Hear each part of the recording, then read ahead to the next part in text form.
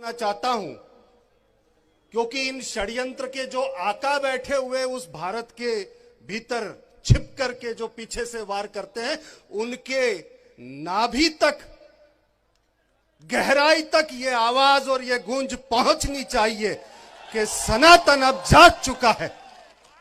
सनातन जाग चुका है और सनातनी भी जाग चुका है, वो संत भी जाग चुका है। मेरे आने के पहले महाराज जी, बड़ा खेद है मुझे,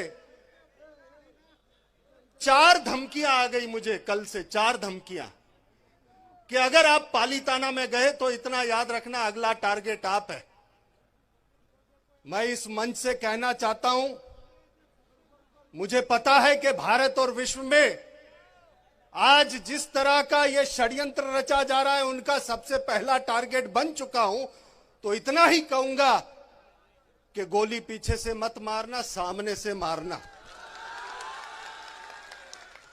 500 करोड़ का ऑफर दिया गया मुझे यह गिरनार का विषय छोड़ने के लिए। महाराज जी, 500 करोड़ का ऑफर।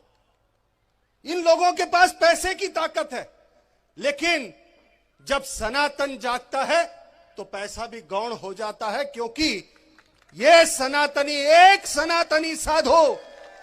सनातनी साधु गांव के किसी सीमा में एक झुपड़ी डाल करके बैठा होता है, 5 पैसा तक नहीं होता, लेकिन अपने सनातन के लिए वो जीने मरने का हौसला रख के बैठा होता है झोपड़ी में।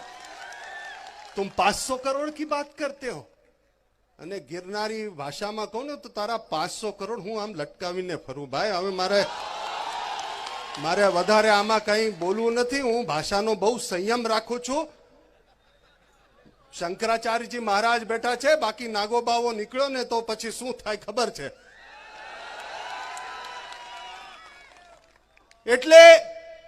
इसलिए मैं इतना ही कहना चाहूंगा, गिरनार के लिए मैंने 1 महीने का वक्त किया, इसलिए वहां की ज्यादा बातें नहीं करूंगा, लेकिन मैं कहना चाहता हूं कि केवल यहां पर नहीं, भारतवर्ष के सभी संतों को, मठाधीशों को, ध्यान करने वालों को, सबको अब थोड़ा ध्यान भी रखना पड़ेगा, क्योंकि सनातन पे प्रहार शुरू हो चुके हैं।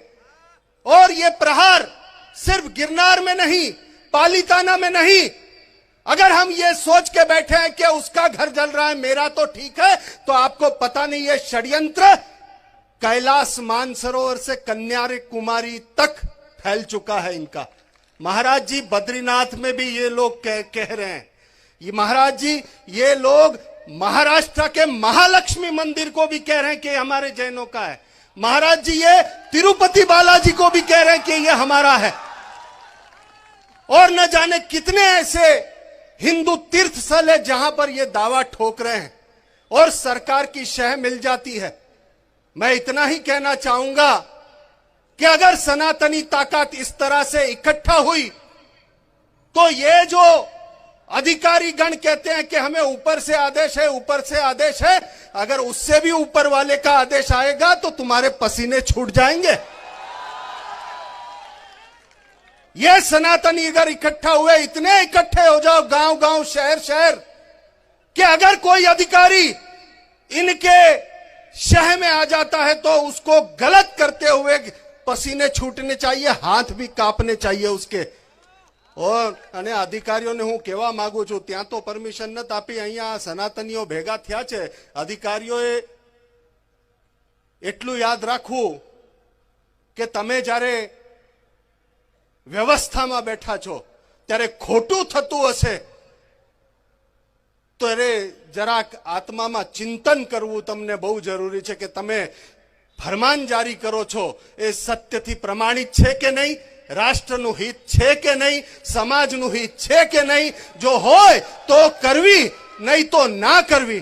આવી નોકરી શું કામની જે તમને સનાતનની માટે તમને આગળ ના આવવા દે।